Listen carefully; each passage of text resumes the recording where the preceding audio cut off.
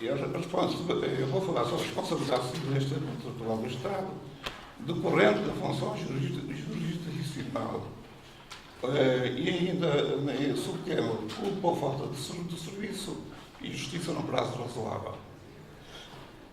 Diz a Constituição da República Portuguesa o seguinte: o Estado e as demais entidades públicas são civilmente responsáveis, em forma solidária, com os titulares de seus órgãos, funcionários ou agentes, por ações ou omissões praticadas no exercício das suas funções por causa desse exercício, de que resulte violação dos direitos, liberdades e garantias do compromisso para o outro. Diz também que os tribunais são independentes e apenas estão sujeitos à lei. Diz que na prestação da justiça incumbe aos tribunais assegurar a defesa dos direitos e interesses legalmente protegidos dos cidadãos, reprimir a violação da legalidade democrática e dirimir os conflitos de interesses públicos e privados. E diz ainda que acresce que os juízes não podem ser responsabilizados pelas suas decisões, salvo as exceções consignadas na lei. Ora, Gomes Cantillo e Vitor Moreira, em comentar ao artigo 22, diz que o teor literal deste artigo leva a considerar a responsabilidade do Estado por atos legislativos nem por atos jurisdicionais, dado que a Constituição se refere, sem quaisquer restrições, a atos ou omissões praticados no exercício das suas funções pelos titulares de seus órgãos, funcionários ou agentes, o que permite abranger os atos dos titulares de órgãos legislativos e jurisdicionais, ainda que os titulares desses órgãos possam não ser civilmente responsáveis. Segundo eles, a responsabilidade por facto da função jurisdicional pode resultar de ações ou omissões materialmente jurisdicionais indevidas de que resulte lesão de direitos dos cidadãos. A Constituição prescreve expressamente a indenização em caso de condenação injusta, mas o mesmo princípio deve aplicar-se no caso de danos causados por inobservância das regras constitucionais que regem a atividade judicial, como, por exemplo, o atraso indesculpável da decisão, a ilegalidade manifesta das medidas restritivas da liberdade, etc. Mas dizem que, caso falte lei concretizadora, o artigo 22 da Constituição é uma norma diretamente aplicável, cabendo aos juízes e aos tribunais criar uma norma de decisão, aplicação dos princípios gerais da responsabilidade da administração, observância dos critérios gerais da indenização e reparação de danos, tendendo a assegurar a reparação de danos resultantes de atos lesivos de direitos, liberdades e garantias ou dos interesses juridicamente protegidos dos cidadãos. Para os mesmos autores, agora em comentar o artigo 203, a independência dos tribunais compreende a autonomia na interpretação do direito, sem prejuízo da interpretação autêntica das normas efetuadas pelos órgãos dos autores. Vou passar à frente o regime anterior, que é o regime do Decreto-Lei 48.051, 21 de novembro de 1967, que foi revogado pelo artigo 5 da atual Lei 67 de 2007, que artigo 2, que aprovou o regime jurídico da responsabilidade civil extracontratual do Estado e demais entidades públicas. É que no Decreto-Lei 48.051 a responsabilidade era apenas da administração e não abrangia a função jurisdicional, nem a função legislativa, nem a política, a atividade política. Curiosamente, só por curiosidade, dou esta nota que este Decreto-Lei esteve em vigor quase 40 anos, surgiu em 67 por causa do Código Civil. Por causa do Código Civil. Porquê? Porque o Código Civil regula apenas a responsabilidade civil do Estado por atos de gestão privada. Então, como havia uma lacuna, que havia necessidade de legislar sobre os atos de gestão pública, e por isso foi publicado este Decreto-Lei 48.051. Como se disse, portanto, o Decreto-Lei foi o diploma que regeu durante 40 anos a responsabilidade extracontratual do Estado e demais pessoas coletivas públicas, contudo apenas o fazia no domínio da gestão pública. Acresce que o regime jurídico da indenização pela privação da liberdade ilegal ou justificada e da condenação penal injusta, essa já existia porque não era ao abrigo deste Decreto-Lei 48.051, mas ao abrigo de leis de normas especiais do Código de Processo Penal, que é os artigos 225, 226 e 462 do Código de Processo Penal. Sobre o direito a indemnizar por prejuízo decorrente dos demais factos da função jurisdicional, bem como relativa à função política ou legislativa, não havia qualquer legislação ordinária. Por isso, entendia-se que esse decreto não se aplicava aos atos integrados na função jurisdicional e nem na função legislativa, e por isso os tribunais tinham que criar uma norma própria, que é chamada norma, ainda disse aqui inicialmente, a norma de decisão.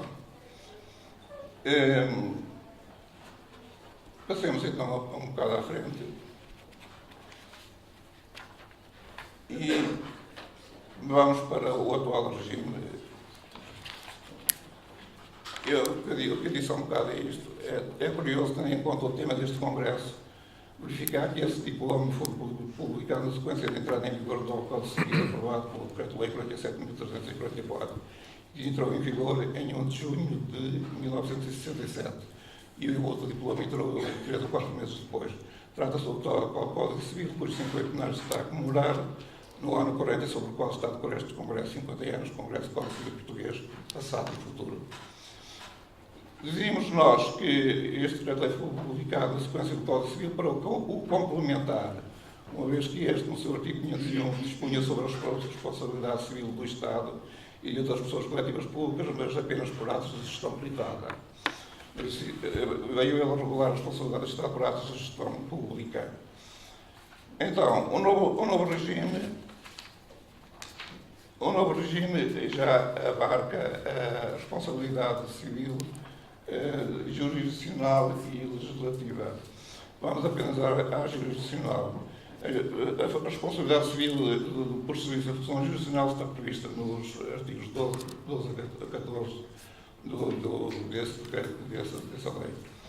No artigo 12 determina-se que, salvo o disposto nos artigos seguintes, 13 e 14, é aplicável o regime da responsabilidade por factos ilícitos cometidos no exercício da função administrativa aos danos ilicitamente causados pela administração da Justiça, designadamente por violação do direito a uma decisão judicial num prazo razoável. A expressão administração da Justiça está aqui utilizada em sentido amplo, abrangendo quer os atos materialmente administrativos dos serviços de justiça, assim se compreende que se faça exemplificativamente a referência aos danos resultados da violação do direito a uma decisão judicial a prazo razoável, quer aos atos jurisdicionais em sentido próprio. Portanto, abrange a administração da justiça total, os funcionários, os magistrados e tudo a envolvência dessa administração. Por conseguinte, a remissão para o regime da responsabilidade civil da função administrativa engloba quaisquer direitos indenizatórios por danos derivados do exercício da função jurisdicional lato sensu, implicando que se deva ter em conta os princípios materiais da responsabilidade civil, a ilicitude, a culpa, o dano e o nexo causal. Todas as restantes disposições respeitantes à repartição da responsabilidade, designadamente quanto ao funcionamento da responsabilidade exclusiva ou solidária do Estado, ao direito de regresso e à obrigação de indemnizar e à responsabilidade solidária em caso de dolo pagado. A ressalva inicial no artigo 12, ao dizer salvo o disposto nos artigos seguintes, tem duas consequências. Em primeiro lugar, quando se trata de responsabilidade por erro judiciário, ou seja, a responsabilidade por atos jurisdicionais propriamente ditos, o regime substantivo aplicável é o produto do artigo 13 ou das disposições especiais referentes à indenização por privação ilegal ou injustificada da liberdade e por condenação penal injusta. Em segundo lugar, quanto aos pressupostos e ao regime do exercício do direito de regresso relativo a atos praticados por magistrados judiciais do Ministério Público, face ao delito de ressalva, torna-se aplicável o regime específico do artigo 14, mesmo que se trate de atos não configuráveis como atos jurisdicionais, mas pertencentes à atividade judiciária administrativa. A remissão feita pelo artigo 12 tem, pois, um triplo sentido. O de definir, por remissão, o regime diretamente aplicável à responsabilidade civil pela atividade judiciária administrativa, ou seja, por atos lesivos praticados por quaisquer operadores judiciários, quando não integrem a reserva do juiz, ainda que possam ter sido praticados por magistrados judiciais, que é o caso dos atos de expediente, a situação de cumprimento de prazos, despachos meramente delatórios, etc. Portanto, aqui não são propriamente atos de reserva do juiz e aplica-se a responsabilidade civil pela atividade judiciária administrativa. o de definir o regime subsidiariamente aplicável à responsabilidade civil por atos substancialmente jurisdicionais, implicando que, nesse caso, funciona o regime de responsabilidade por justiça de função administrativa. E o de excluir, contra o exercício de direito de regresso aos magistrados, o regime geral do artigo 8º, número 3 e 4, mesmo quando estejam em causa danos resultantes de atos não jurisdicionais. Uma última nota sobre a competência para as ações de responsabilidade por danos cometidos no exercício da função jurisdicional. São da competência dos tribunais comuns as ações intentadas contra o Estado para fazer valer a responsabilidade civil decorrente de erro judiciário cometido em tribunais integrados em ordem diversa da administrativa. São da competência dos tribunais comuns as ações intentadas contra o Estado com base em sentenças penais condenatórias injustas e de privação injustificada da liberdade. São da competência dos tribunais comuns a apreciação das ações de responsabilidade civil intentadas contra o Estado decorrentes de decisões jurisdicionais proferidas por tribunais não integrados na administração administrativa e fiscal. Por exemplo, o Tribunal Constitucional é os tribunais comuns que são responsáveis. O Tribunal de Contas também são o Tribunal comum competente. São da competência das secções cíveis do Supremo Tribunal de Justiça e as ações de regresso contra os juízes do Supremo Tribunal de Justiça, dos tribunais da relação e magistrados, por exemplo, que exerçam funções junto a esses tribunais ou equiparados. E são da competência dos tribunais da relação as ações intentadas contra os juízes ou magistrados do Ministério Público dos tribunais de primeira instância. São da competência dos tribunais administrativos as ações de responsabilidade civil intentadas contra o Estado por atos praticados por funcionários de justiça no exercício das suas funções ou contra os juízes agentes e por danos decorrentes da violação por eles do direito a uma justiça, a uma decisão judicial em prazo razoável ou pelo atraso na administração da justiça em geral, incluindo a própria investigação criminal, porque quer uma quer outra constituem chamada falta de serviço. São da competência dos tribunais administrativos fiscais as ações baseadas na responsabilidade civil por atos decorrentes do exercício da função jurisdicional em geral, incluindo as derivadas de erro judicial cometidas por tribunais integrados na jurisdição administrativa e fiscal. E compete ao Supremo Tribunal Administrativo as ações de regresso contra os juízes do Supremo Tribunal Administrativo e juízes dos Tribunais Centrais Administrativos. E compete aos Tribunais Centrais Administrativos as ações intentadas contra os juízes dos Tribunais Administrativos de círculo e dos Tribunais Tributários. Ora, a responsabilidade civil por factos derivados da atividade judiciária administrativa que se aplica diretamente ao disposto do artigo 7 e seguintes da Lei 67 de 2007 abrange as situações de deficiente funcionamento da Justiça que não resultem diretamente de atos jurisdicionais em sentido próprio. Poderá, por exemplo, resultar do funcionamento anormal do serviço considerado no seu conjunto. Contudo, em qualquer destas situações, o dever do Estado de indemnizar pressupõe não só um ato antijurídico, traduzido na prática de um ato ilícito, mas também um juízo de censura, que, quando imputado ao serviço em si mesmo, é considerado equivale ao conceito de culpa do serviço. Aqui não se está perante uma responsabilidade objetiva, mas apenas perante uma responsabilidade equilibriana. A responsabilidade civil está resulta da prática de atos ilícitos, culposos, violadores de direitos alheios a interesses e juridicamente protegidos e causadores de prejuízos.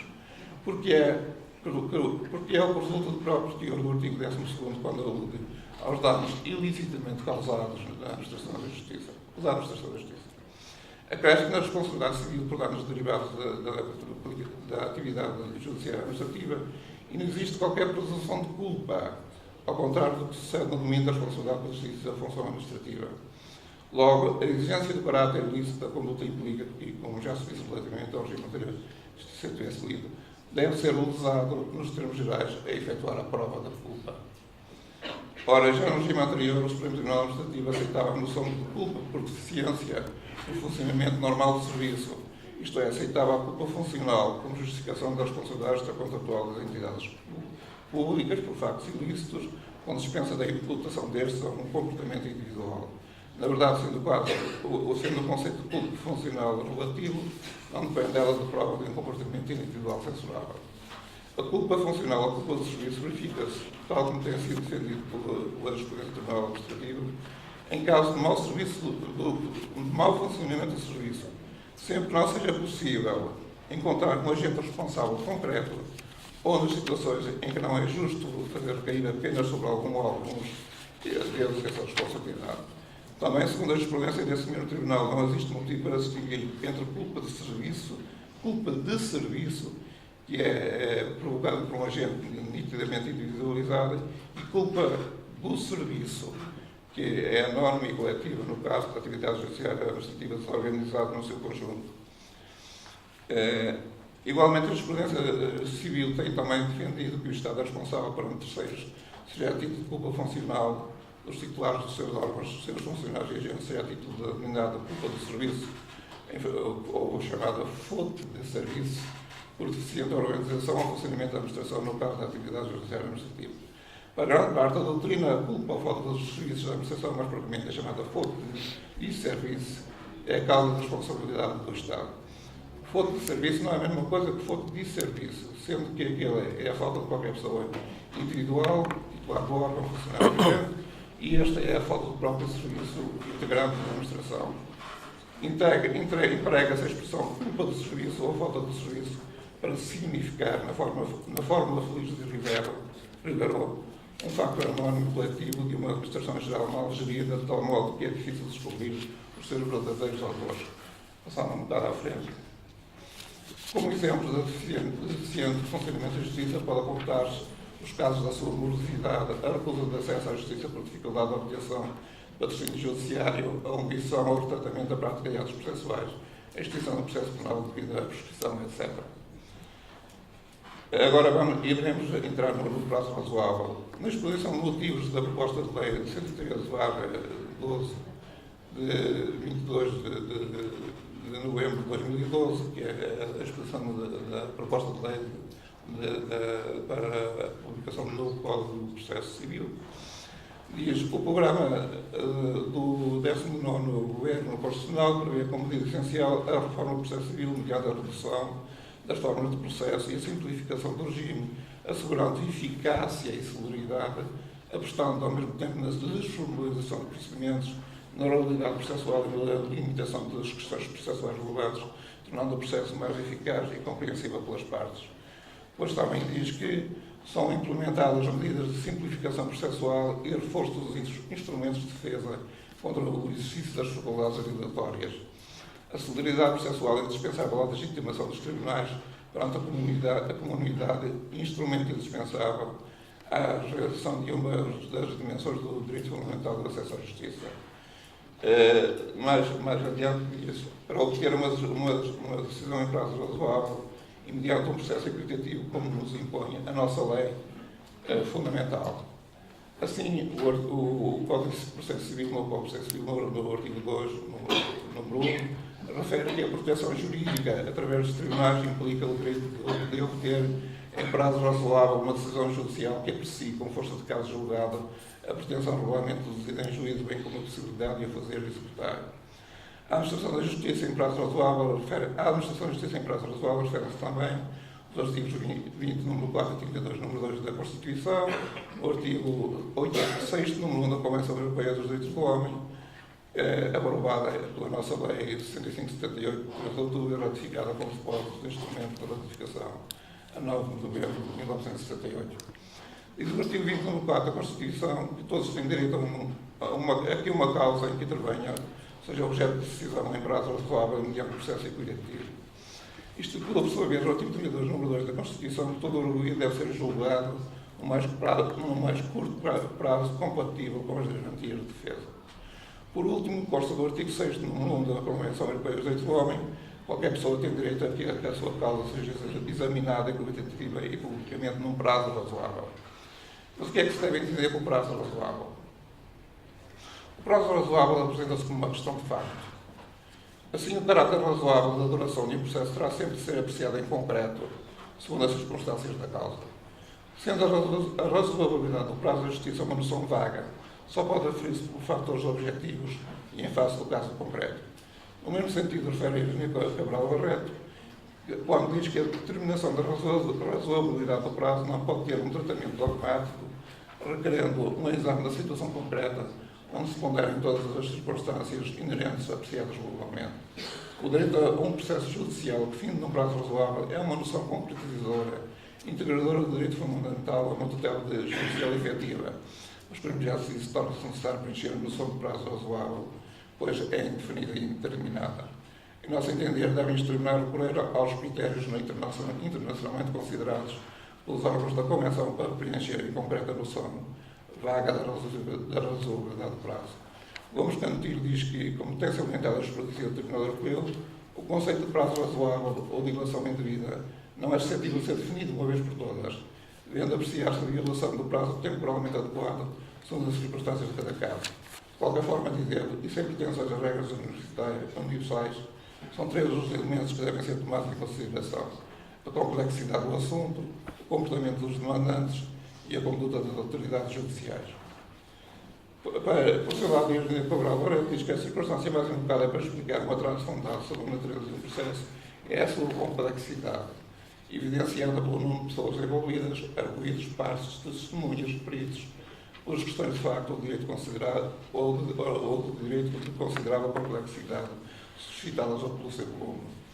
Mas diz que o comportamento do requerente constitui um elemento objetivo não imputável ao Estado requerido e entra em linha de conta para se determinar se houve ou não ultrapassagem de prazo razoável. Isto quer dizer que muitas vezes os requerentes, os proponentes das ações contra o Estado também têm culpa no atraso e das manobras acusatórias que fazem, e portanto isso também entra em conta para se determinar se há ou não a ultrapassagem de prazo razoável.